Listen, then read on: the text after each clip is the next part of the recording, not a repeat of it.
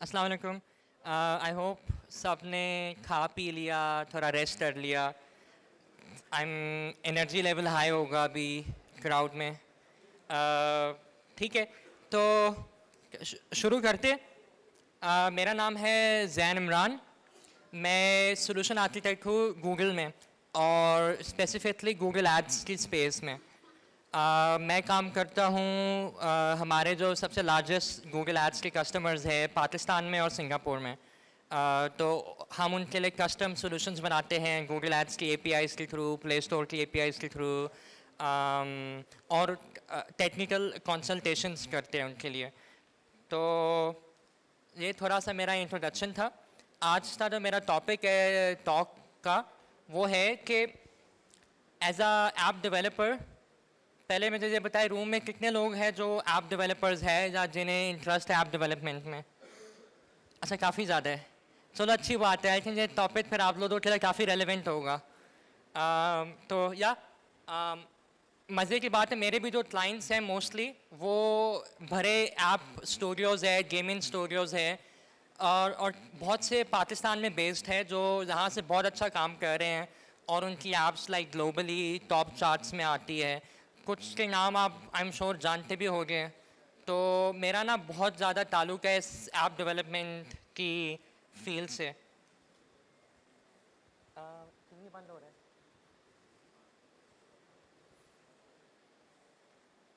अच्छा, तो हम जो सॉल्यूशन भी बनाते हैं वो भी इसी ही स्पेस में होते हैं कि how do we help our app developers like get rank better on Play Store, how do we help them monetize their apps better, how do we help them build better apps.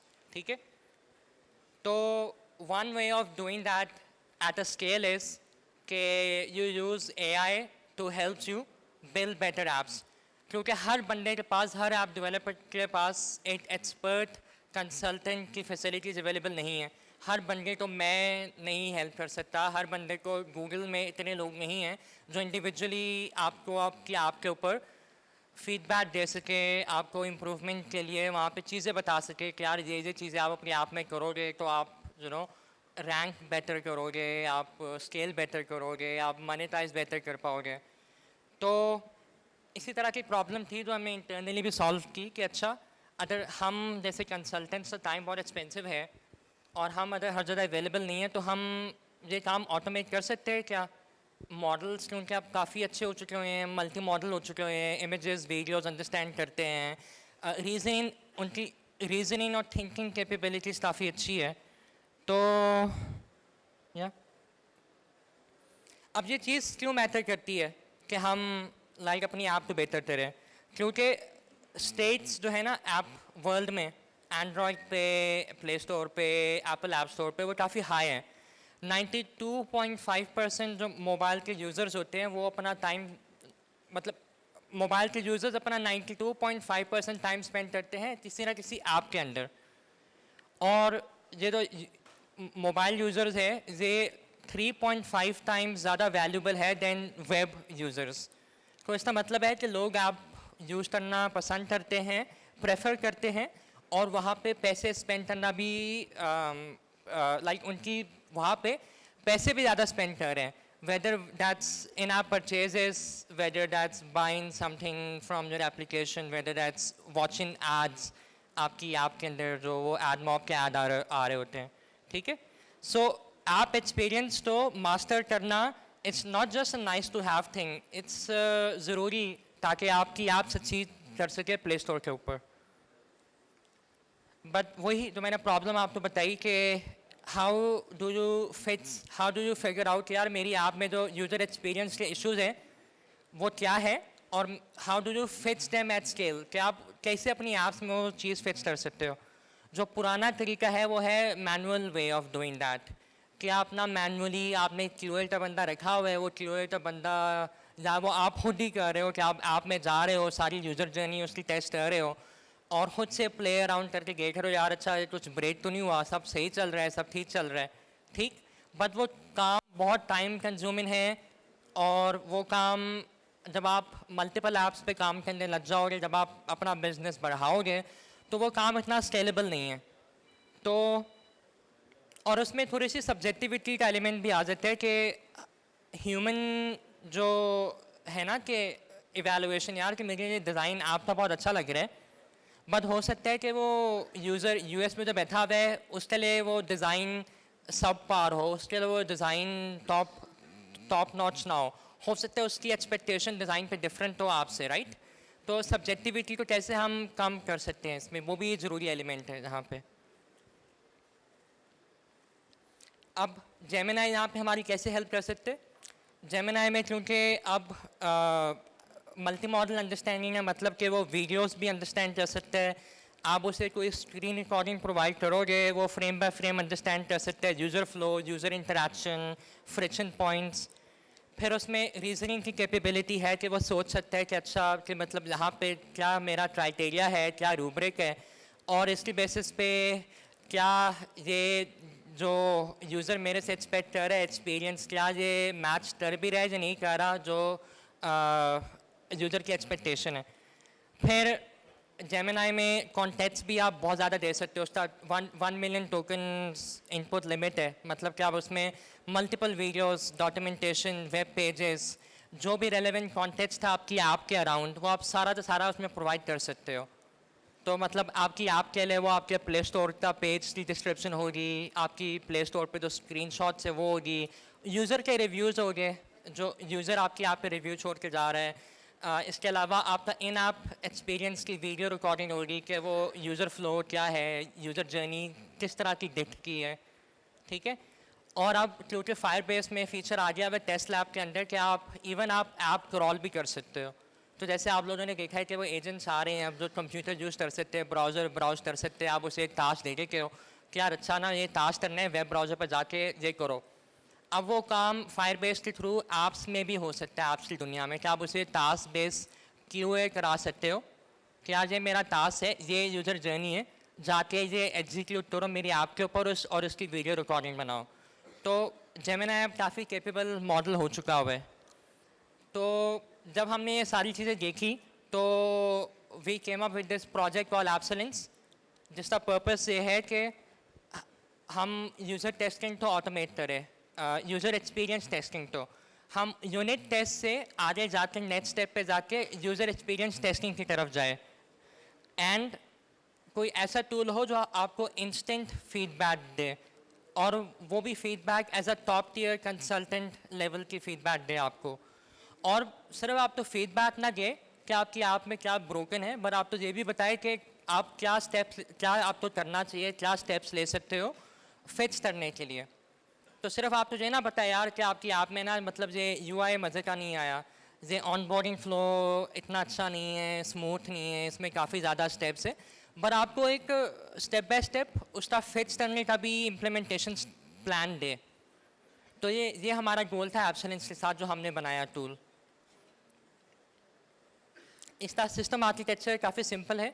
तो आप शुरू करते हो, आप अपनी app की app ID provide करते हो, बैकएंड पे हमारा सिस्टम उस ऐप आईडी के अगेंस्ट जो पैकेज है वो फेच कर लेता है प्ले स्टोर से, और एक हमारा वेब क्रॉलर है जो आपकी ऐप आईडी के बेसिस पे प्ले स्टोर पे जाके आपकी वही डिस्क्रिप्शन, स्क्रीनशॉट्स, यूज़र रिव्यूज़ भी स्क्रैप कर लेते हैं।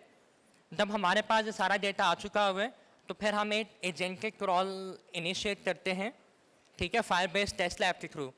सो फायरबेस टेस्ट लैब को हम जेमिनी के थ्रू एक स्क्रिप्ट बनाते रहते हैं जिसमें हम एक्शंस बताते हैं कि यार फर्स्ट टाइम यूज़र तुम हो इस ऐप के, तुमने जाके ऐप इंस्टॉल करनी है, ऑनबोर्डिंग करनी है, और उसके बाद तुमने ये इस ऐप के ये फीचर सारे एक्सप्लोर करने हैं, और ये सारा काम ऑटोमेटेड है क्योंकि हमने जेमिनी तो प्ले स्टोर का कॉन्टेक्स्ट दे दिया, डिस्क्रिप्शन दे दी ऐप की। अब जेमिनी खुद से फिगर आउट कर सकता है कि इसकी यूज़र जर्नी क्या होनी चाहिए, ठीक है। हमने ये स्क्रिप्ट बना के क्रॉल किया, ऐप क्रॉल की, ऐप क्रॉल करके वीडियो ले ली। अब हमारे पास प्ले स्टोर की इन्फॉर्मेशन आ गई है, मतलब प्री इंस्टॉल इन्फॉर्मेशन आ गई आपकी ऐप की, और उसके बाद पोस्ट इंस्टॉल की भी वीडियो आ गई है, ठीक है, मतलब पोस्ट इंस्टॉल की भी इन्फॉर्मेशन आ गई है कि आपके ऐप के अंदर एक्सपीरियंस कैसे। फिर आपने ये चीज़ें आपने जेमिनी को देनी है इवेलुएट करने के लिए, ठीक है। जेमिनी को जब सारी इनपुट्स दोगे, आप जेमिनी को अपना रूब्रिक भी बताओगे कि आप आपके लिए क्या इंपॉर्टेंट है, आप क्या क्या चीज़ें इवेलुएट करना चाहते हो। आपकी इन ऐप का जो एड एक्सपीरियंस है, इन ऐप परचेज एक्सपीरियंस है, मोनेटाइजेशन एक्सपीरियंस है, आपकी ऐप की stability, first time user experience, वो सारी चीज़ें आप इसे ना वन बाय वन आप इसे पूछोगे। उसके लिए सवाल पूछोगे कि मेरी ऐप में बताओ यूएक्स कैसा है, मेरी ऐप में बताओ ऑनबोर्डिंग कैसी है, मोनेटाइजेशन बैलेंस्ड है या अनबैलेंस्ड है मेरी गेम में या मेरी ऐप में, ठीक है। और उसके बाद जो ये टूल है ये उसकी ऑटोमेटिक जेसॉन आउटपुट लेके गूगल स्लाइड्स की एपीआई यूज़ करके उसका एक ऑटोमेटिक रिपोर्ट बना के डेक आपको ईमेल भी कर देते हैं। तो ये हमारा एंड टू एंड आर्किटेक्चर था एब्सेलेंस के लिए।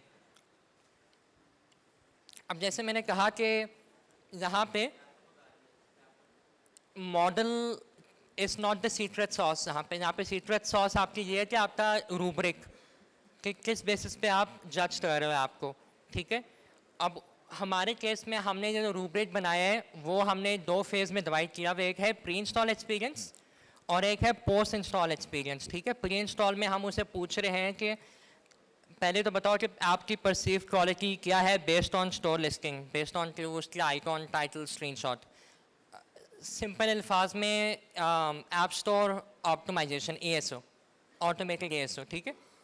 फिर पोस्ट इंस्टॉल एक्सपीरियंस में हम उसे पूछ रहे हैं first time user experience journey का, विजुअल डिज़ाइन एप्लीकेशन का, ठीक है। यूजेबिलिटी, स्टेबिलिटी, कहीं पे क्रैशेस तो नहीं आ रहे, ग्लिचेस तो नहीं आ रहे। And then in app advertisement का मॉडल और इन ऐप परचेज का मॉडल कि मोनेटाइजेशन हमने ठीक तरह की है नहीं की, कोई और अपॉर्चुनिटी है जहाँ पे हम और मोनेटाइज कर सकते हैं, जहाँ हमने बहुत एग्रेसिव मोनेटाइजेशन तो नहीं की ऐप में, थोड़ा स्केल डाउन करने की ज़रूरत तो नहीं है। क्या यूज़र हमारे ड्रॉप ऑफ इसलिए तो नहीं कर रहे थे क्योंकि हम उन्हें बहुत ज़्यादा एड्स दिखा रहे हैं। एक एग्जांपल अगर मैं आपको दूँ इसमें कि हमारी स्टेबिलिटी के लिए हम इस तरह अपना प्रॉम्प्ट स्ट्रक्चर करते हैं कि हम स्टेबिलिटी का हमारा इवैल्यूएशन प्रॉम्प्ट होगा कि is the app stable, does the app crash, freeze, load, empty screen और ग्लिच। और गेम्स के लिए please also consider frame rate, pacing issues, sound glitches, stutter, lag, ठीक है। जब ये पूछ लिया हमने तो वो हमें रिटर्न फीडबैक दे देता है। फिर हम उसे पूछते हैं कि अच्छा हमें इसका रेटिंग स्केल पे ये ऐप कहाँ पे लाई करती है for stability, is it perfect, मतलब कि has none of the issues above and is stable, या इट्स थोड़ा बहुत स्टेबल है, थोड़ा बहुत दरमियान में ग्लिचेस करती है, या बिल्कुल ही अनस्टेबल है। फिर उसके बाद हम नेक्स्ट स्टेप पे जेमिनी से पूछते हैं कि आपकी स्पेसिफिक सजेशन क्या होगी कि हम इसमें यहाँ स्टेबिलिटी कैसे इंप्रूव करें इस ऐप के अंदर। और उसके लिए हम उसे प्रॉम्प्ट करते हैं कि वीडियो जो हमने रिकॉर्डिंग बना के दी है ऐप क्रॉल से, उसमें वापस जाओ और देखो और मुझे स्पेसिफिक फीडबैक दो कि किस स्टेप पे, किस स्क्रीन पे मुझे क्या करने की ज़रूरत है टू फिक्स स्टेबिलिटी इश्यूज़। तो प्रॉम्प्ट का स्ट्रक्चर वही कि पहले आप रोल डिफाइन कर देते हो, और रोल जहाँ पे हमने बनाया कि you are an expert app quality auditor, और analysis is comprehensive, objective and actionable, तो हम उसे थोड़ा सा ग्राउंड कर देते हैं। फिर हम उसे रूब्रिक देते हैं बारी बारी। सो हमारे 15 पॉइंट्स के ऊपर रूब्रिक है, हम उसे दे देते हैं, ठीक है, pre install, post install, experience के ऊपर। और फिर हम उसे देखते हैं कि आउटपुट हमें जेसॉन में दो ताकि हम उसे बाद में ऑटोमेट करके स्लाइड डेट बना सके API के थ्रू। कोडिंग वाइज बहुत सिंपल है, जैसे आप देख सकते हैं जहाँ पे कि हम जेमिनी 2.5 प्रो यूज़ कर रहे हैं, अब हम 3 पे माइग्रेट करना चाह रहे हैं। तो उसमें हम एक तो वीडियो प्रोवाइड कर रहे हैं, ठीक है, वो गूगल क्लाउड पे स्टोर है। फिर उसके बाद हम अपना रूब्रिक प्रोवाइड कर रहे हैं, स्टोर लिस्टिंग डिटेल्स प्रोवाइड कर रहे हैं। ये सारा एक सिंगल API कॉल में हम प्रोवाइड करेंगे। और क्योंकि जेमिनी वीडियो अंडरस्टैंडिंग करता है, unlike other models, Gemini can take a video input, long video input, तो हम ये एक ही API कॉल में सारा काम कर सकते हैं।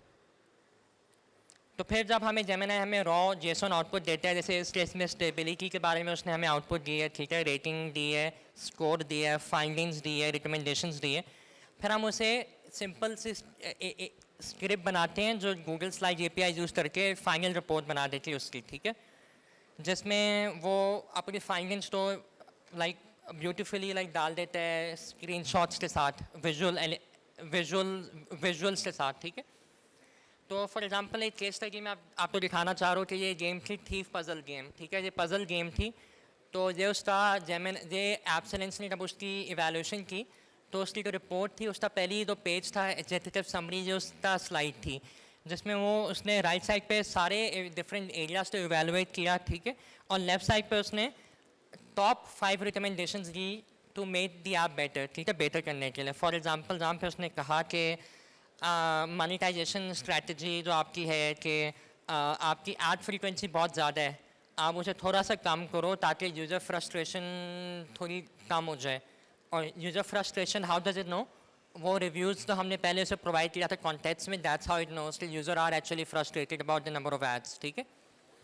फिर उसके बाद उसने बग आइडेंटिफाई किया जहाँ पे, ठीक है, फिर उसने स्टोर फ्रंट पे उसने देखा कि आपकी स्क्रीनशॉट के अंदर एक टाइपो भी है, उसे लिखा है टाइपो है, डायमंड लिखा हुआ है DIMOND, ठीक है, तो उसे टाइपो भी आइडेंटिफाई किया आपकी स्क्रीनशॉट के अंदर, ठीक है। तो थोड़ा और डेप्थ में अगर जाए उसकी रिपोर्ट में तो हम देख सकते हैं कि जहाँ पे उसने इनसाइट में बताया, उसने वीडियो एनालाइज करके बताया कि यार इसमें ना जब यूज़र क्लिक करते हैं ना स्किप के बटन पे, तो वो रिवॉर्डेड ऐड लोड होना चाहिए वहाँ पे, जहाँ पे बेसिकली अगर आपने गेम्स खेली हो उसमें जो होता है कि फ्री गेम्स में कि अगर आपने कुछ चीज़ स्किप करनी है तो आप फ्री ऐड देखते हो और उसके बदले में आपको कोई आइटम इन गेम मिल जाती है, राइट। बट इस केस में जेमिनी ने आइडेंटिफाई किया कि इस लेवल पे आके अगर मैं स्किप का बटन प्रेस करूँ तो ये ब्लैंक स्क्रीन आ रही है और गेम वहाँ पे फ्रीज़ हो रही है। तो उसने ये इनसाइट खुद से आइडेंटिफाई किया और फिर उसने हमें रिकमेंडेशन दी कि यहाँ पे ग्रेसफुल एरर हैंडलिंग करो, इंश्योर करो कि UI कभी फ्रीज ना हो, and keep the retry button active, उसे ब्लॉकिंग पे ना रखो, प्री लोड कर दो एसेट्स। इस तरह एक और गेम थी जहाँ पे उसने आइडेंटिफाई किया कि intrusive full screen add show कर रहा है ड्यूरिंग द गेम प्ले, तो उसने वहाँ पे सजेशन दी कि इंस्टेड कि आप इंट्रूसिव ऐड शो करो ड्यूरिंग द गेम प्ले, आप उस सिस्टम को रिवॉर्डेड ऐड में कन्वर्ट कर दो, जहाँ पे आप यूज़र को इंसेंटिवाइज करो क्या कि वो ऐड देखें, इंस्टेड ऑफ कि आप उसे फोर्स करो कि तुमने मेरा ऐड देखना है मेरी ऐप के अंदर, ठीक है।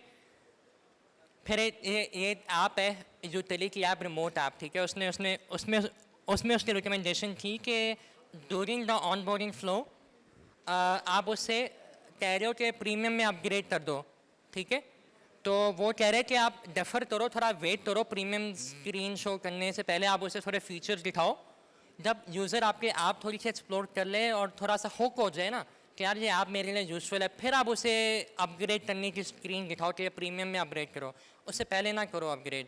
तो ये सारी ऑटोमेटिक इंसाइट्स है जो जेमिनी ने जनरेट की है। अब इसका जो रियल वर्ल्ड इम्पैक्ट है वो ये है कि हमारे लिए एज कंसल्टेंट्स जो काम हम जो पहले मैनुअली करते थे, अब जेमिनी ये काम हमारे लिए ऑटोमेटिकली करते हैं। हमने ये टूल सेल्फ सर्व बना दिया है जहाँ पे कोई भी हमारा क्लाइंट जाके ऐप ID देते और उससे वो रिपोर्ट घंटे के अंदर वहाँ ईमेल होके आ जाती है डिटेल्ड, ठीक है। तो हमारा टाइम तो सेव हुआ यहाँ पे। अगर आप देखें पर रिपोर्ट कॉस्ट तो इट्स अराउंड $2 और something which is quite cheap. अगर आप किसी कंसल्टेंट को हायर करते हैं in the market it might cost you $500 to $1,000 for example, ठीक है। और आप देख सकते हैं हमारा एक पार्टनर था जिसने ये इससे रिकमेंडेशंस जो थी रिपोर्ट से वो इम्प्लीमेंट की अपनी ऐप के अंदर, और उनकी Day 1 की रिटेंशन, Day 7 की रिटेंशन और इन ऐप परचेज का रेवेन्यू काफ़ी इंक्रीमेंटली इंक्रीज़ हुआ। अब इसमें थोड़ी सी लिमिटेशन वाला फैक्टर है कि जैसे मॉडल्स है LLM है, ह्यूमन नहीं है, हेलुसिनेट कर सकते, तो थोड़ा बहुत डबल चेक करना बनता है इसकी आउटपुट तो, ठीक है। और कॉन्टेक्स्ट विंडो भी इसकी है 1 मिलियन टोकन्स है, बट कभी कभार आप कॉन्टेक्स्ट विंडो भी एक्सीड कर सकते हो, तो थोड़ी सी वहाँ पे ऑप्टिमाइजेशन करने की ज़रूरत है कि प्रायोरिटाइज करने की ज़रूरत है। अगर आप वीडियो से 40 मिनट की दे रहे हो तो maybe that's too long, maybe वो आपका ऐप का जो फीचर है वो 20 मिनट में शो हो सकता है, तो 20 मिनट में शो कर दो। और इसमें फिर एक सब्जेक्टिविटी वाला मैटर भी है कि मॉडल्स की आउटपुट ना थोड़ी सब्जेक्टिव है कि वी डोंट नो कि हमने चलो उसे परसोना दे दिया, but at the end of the day it's still an opinion of a model. अगर इंसान की ओपिनियन है तो मॉडल की ओपिनियन है, ठीक है। जो फ्यूचर है ऐप टेस्टिंग का वो मैं ये देखता हूँ कि हम कंटिन्यूस डिज़ाइन इंटीग्रेशन की तरफ जाएंगे, जहाँ पे आप कोड कमिट करो, आपकी बिल्ड बने और इन बिटवीन एक स्टेप हो जहाँ पे एक UX ऑडिट रन हो और फिर उस UX ऑडिट के बेसिस पे डेवलपर आइट्रेट करके दोबारा अपनी कमिट भेजे। तुझे एक आइटरेटिव प्रोसेस होगा फ्यूचर में फॉर डिज़ाइन। जैसे अभी कोड कंटिन्यूस इंटीग्रेशन होता है ना फर्स्ट यूनिट टेस्टिंग, इस तरह फ्यूचर में डिज़ाइन के लिए भी यूनिट टेस्टिंग इस तरह हो जाएगी ऑटोमेट। और फिर इसका जो बोल्ड फ्यूचर है वो ये है कि आपकी आईडीई के अंदर ही आपको जो बता देगा कि फॉर एग्जांपल एंड्रॉयड स्टूडियो में आपको बता रहा होगा कि यार ये आपने जो यहाँ पे जो टेक्स्ट डाला है ना ऑनबोर्डिंग के दरमियान में, यहाँ पे आपका हाई ड्रॉप ऑफ रेट है, तो आप ये टेक्स्ट तो ना इस तरह चेंज कर लोगे तो आपका ये ड्रॉप ऑफ रेट डिक्रीज हो जाएगा। एआई को पायलट के फॉर्म में आपको डिज़ाइन को पायलट मिल जाएगा आपके डेवलपर एनवायरनमेंट के अंदर ही। अच्छा, अगर आपने अब खुद बनाना हो अपना ऐप ऑडिटर तो कैसे बनाओ? स्टेप 1 है कि आप यूज़र जर्नी कैप्चर करो, ठीक है। आप first time user experience, code loop और यूज़र के फ्रिक्शन पॉइंट सारे कैप्चर करो। प्ले स्टोर की इंफॉर्मेशन कैप्चर करो, ठीक है, जो भी उस पर अवेलेबल है, डिस्क्रिप्शन, स्क्रीनशॉट, यूज़र रिव्यूज़। फिर उसके बाद अपना रूब्रिक बनाओ जिसमें आप अपना क्राइटेरिया बताओगे कि आपके लिए क्या इंपॉर्टेंट है। कि फॉर एग्ज़ाम्पल यूएक्स में बताओगे क्या इंपॉर्टेंट है, मॉनिटाइजेशन में बताओगे क्या इंपॉर्टेंट है। फिर उसके बाद आप डिमांड करोगे मॉडल से कि मुझे स्ट्रक्चर आउटपुट दे, ताकि मैं उसे बाद में उसे प्रोग्रामेटिकली यूज़ करके एक रिपोर्ट बना सकूं, ताकि मैं सारा process end to end automate कर सकूं। सो हमने ऐप ऑडिटर बनाया, बट लाहौर मेरा आपसे सवाल है कि आप लोग क्या बनाओगे? ऐसा क्या चैलेंज है आपकी बिजनेस में, कम्युनिटी में, जो आप एआई से सॉल्व कर सकते हो अभी? हेलो। यस, आपकी आवाज़ आ रही है। जी सर, मेरा एक क्वेश्चन है। जी पूछो। आपने ये जो अभी AI I think MCB server से कनेक्ट किया इसे कि आप किसी गेमिंग इंजन में इसको कनेक्ट किया कि अभी प्रोटोटाइप बता रहे हैं? नहीं, ये एक्चुअल टूल है जो हम प्रोडक्शन में यूज़ कर रहे हैं, पर इसका अभी तक हमने एमसीपी सर्वर नहीं बनाया, कोई इस तरह हमने इंटीग्रेशन नहीं बनाई अभी, हमारे इंटरनल यूज़ के लिए है मोस्टली। बिकॉज अगर रन टाइम इसको एनालिसिस करना है तो फिर एमसीपी सर्वर चाहिए और फिर उसको कनेक्ट भी करना पड़ेगा क्रॉस इंजन्स के थ्रू, लाइक यूनिटी, अनरियल और कोई ना कोई इंजन को तो कनेक्ट करेंगे। हाँ, हमने रन टाइम पे वो वाला भी विजन बनाया नहीं है, बट वो हमारा वो था विजन था फॉर नेक्स्ट स्टेप, कि इसका जो नेक्स्ट स्टेप होगा वो आपके आईडी डेवलपर एनवायरनमेंट में होना चाहिए। तो अभी हमने वो बिल्ड आउट नहीं किया, बट वो विजन है। हाँ, अस्सलाम वालेकुम। वालेकुम अस्सलाम। सर, फ्रंट रोबो टेस्टिंग है, उसके अंदर हमारा बंडल या एपीके टेस्ट हो जाता है, उसमें क्रैशेस एएनआरस सॉरी, वगैरह। आपकी आवाज़ थोड़ी क्लीन आ रही, माइक के पास बोलो। सर मैं कह रहा हूँ कि फायर बेस्ड रोबो टेस्टिंग है जिसमें बंडल और एपीके जो हाँ। है वो टेस्ट हो जाता है, क्रैश एएनआरस आ जाते हैं, उसके अंदर डिफरेंट डिज़ाइन के बग आ जाते हैं, स्क्रीनशॉट्स होते हैं। हाँ, पर वो इतना मच्योर नहीं है। क्या नियर फ्यूचर में ऐसा हो सकता है कि क्यूए का पूरा डिपार्टमेंट ही ऑटोमेट हो जाए, कि एक डेवलपर हो, डिज़ाइनर हो और हमारा एक टूल हो, एआई एजेंट हो जो हमें क्यूए को रिप्लेस कर दे? ये सारे जो यूज़र एक्सपीरियंस का भी आपने बता दिया, फिर यूनिट टेस्टिंग है वो तो चलें डेवलपर के एंड पे होती है, इतना तो वेरीफाई करना होता है, फिर एक क्यूए बहुत बड़ा पार्ट है जिसके ऊपर बड़ा इन्वेस्टमेंट होती है ऐसा हाँ। कंपनी। तो क्या नियर फ्यूचर में ऐसा है कि ये एआई पूरा शिफ्ट हो जाए? हाँ, पॉसिबल है। वही तो आप तो विजन दिखाए कि हम ये ऑलरेडी ये काम कर रहे क्यूए वाला, राइट? आप बता रहे हो फाइबेस टेस्ला एज अ प्रोडक्ट इतना मेच्योर नहीं है। येस, वो अभी इस साल ही रिलीज़ हुआ है, एआई वाला जो उसका ऑडिटर है ना, बट हम उसी तो यूज़ कर रहे हैं। उसमें हम जेमिनाई से डायनामिक स्क्रिप्टिंग कर रहे हैं, हम उसे स्टैटिक स्क्रिप्टिंग प्रोवाइड कर रहे हैं। तो आई थिंक हमने उस तरह उसकी थोड़ी सी लिमिटेशंस तो मतलब कि कंट्रोल किया। लिमिटेशंस तो हमने वो मतलब ओवरकम किया, राइट? तो आप इसी तरह ही मतलब वही सेम टूल्स तो यूज़ करके कंबाइन करते मल्टीपल टूल्स तो अपना वर्कफ्लो बना सकते हो, जो आप अभी एग्जिस्टिंग आप यूएक्स कर रहे हो उसी तो आप ऑटोमेट कर सकते हो थ्रू दिस। तो इसमें पहला स्टेप यही है कि आपने आइडेंटिफाई करना है कि आप अभी क्या काम कर रहे हो, क्या प्रोसेस है आपका, क्लियरली आइडेंटिफाई करो एंड देन उसमें देखो कि कहाँ पे आप ऑटोमेशन ला सकते हो, और फिर देखो कि ऑटोमेशन के लिए क्या टूल मैं यूज़ कर सकता हूँ।